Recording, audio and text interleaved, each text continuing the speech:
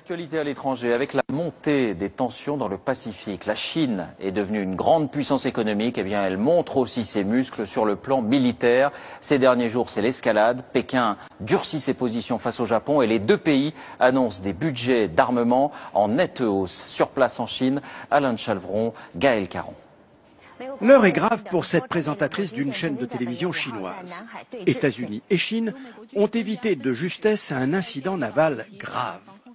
Un bateau de l'escorte du porte-avions chinois Liaoning a barré la route du croiseur lance-missiles Coppens de la US Navy, jugé trop curieux.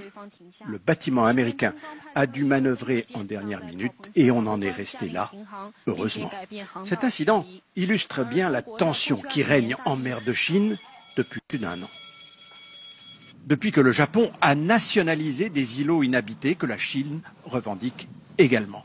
Depuis lors, avions de chasse et navires de guerre des deux pays jouent à cache-cache, un jeu dangereux mais maîtrisé jusqu'à maintenant. Mais voilà que la tension remonte brusquement ces jours-ci. La Chine vient de définir unilatéralement une zone d'identification aérienne qui englobe les îlots contestés. Concrètement, ça veut dire que tout avion pénétrant dans cette zone doit donner son plan de vol et s'identifier auprès des autorités chinoises. Tollé au Japon, tollé aussi aux États-Unis, où on parle même de mesures incendiaires.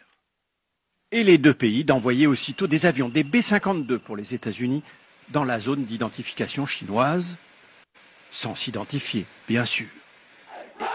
Et la Chine annonce aussitôt une augmentation de 10% de son budget militaire, suivi de peu par le Japon, qui prend la même décision. Alors bien sûr, aucune des deux puissances asiatiques ne va déclencher une guerre consciemment. Mais lorsqu'on joue avec le feu, un incendie est toujours possible.